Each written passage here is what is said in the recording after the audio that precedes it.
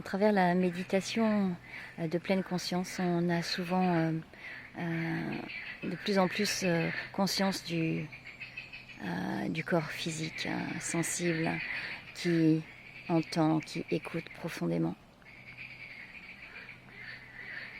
qui remarque quel genre de pensées on peut avoir, si elles sont récurrentes, si elles sont nuisibles pour nous apportent de la souffrance plutôt que de la joie. Des sensations de point de contact, des pieds, de la main, là où elle est posée.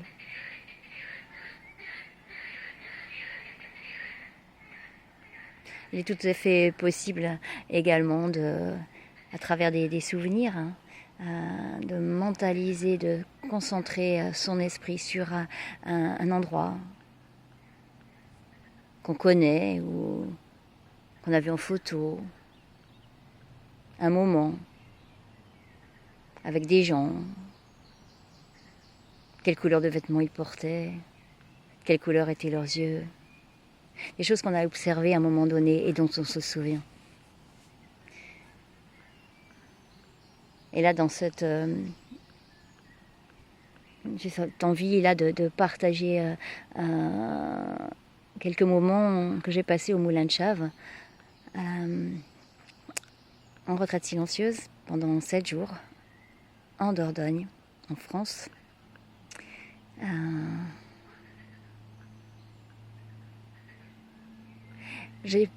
J'avais pas d'attente particulière en venant, mais je me suis rendu compte quand même que j'avais des projections. Ça fait la 3e année que je viens au Moulin de Chave, dont 2 avec Pascal Auclair, qui vient du Canada, pour nous enseigner, pour nous guider dans ces méditations.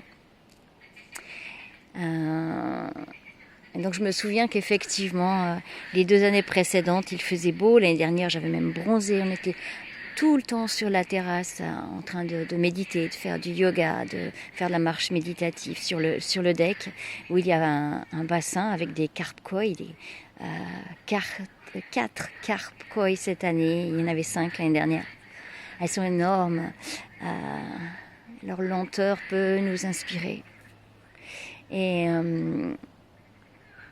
Et du coup, oui, ces projections de venir à cette période de l'année, aller à 1 semaine près, de me dire il va faire beau, la rivière, je vais pouvoir tremper mes pieds, comme l'année dernière, il y avait des petits poissons qui venaient me lécher les orteils.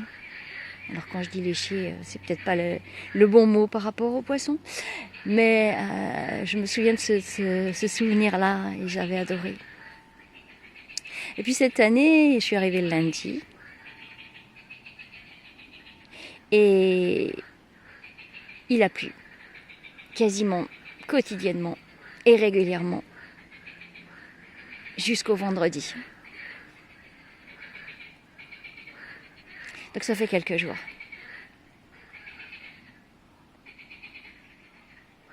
J'avais projeté effectivement qu'il ferait beau. Dans mon esprit, c'était acté. Donc c'était pas une attente particulière, mais ça devait être comme ça. Du coup, la pluie a perturbé mon esprit, mon mental. Et puis,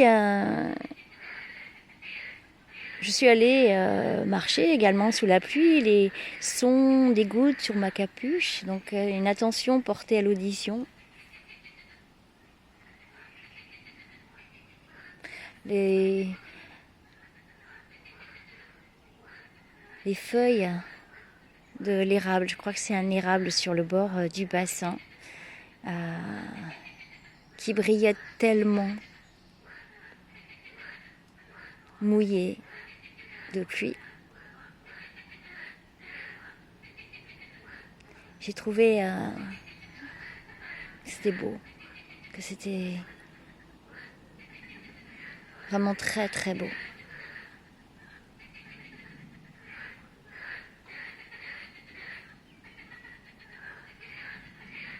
Puis la pluie nous a apporté aussi le fait de manger plutôt à l'intérieur plutôt qu'à l'extérieur. L'année dernière, j'avais pris cette habitude de m'asseoir sur un certain banc qui longe la rivière. Cette rivière qui cette année était marron, qui avait monté les marches d'escalier, elle était en crue. L'année dernière, je me souviens des gens qui se baignaient régulièrement. Il y avait, pas moi, je la trouvais trop froide et puis j'étais un peu faussarde sur ce coup-là. Cette année, tellement de courants. Des poissons invisibles qui devaient être là. Peut-être cachés derrière un rocher pour éviter d'être emportés par le courant, mais je ne les voyais pas en tout cas. Par contre, ce que j'ai vu, c'était, alors que je mangeais en conscience, mon assiette toute colorée, aussi jolie à regarder que bonne de choses à manger. Face de moi, à quelques mètres, d'un coup, j'ai réalisé que c'était un rat. Pas une petite souris, un gros rat. On s'est regardé.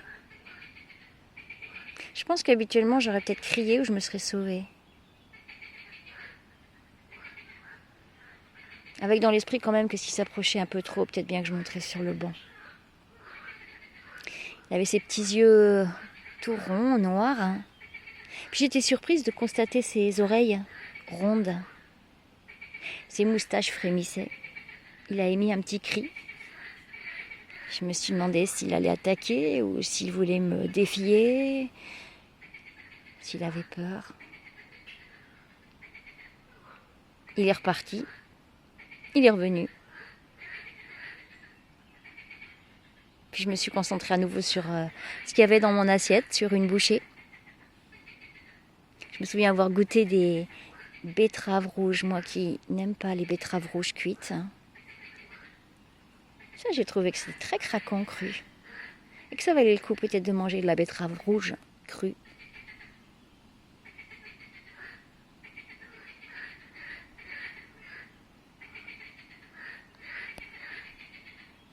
Souvenir d'une retraite silencieuse au moulin. Là, juste maintenant.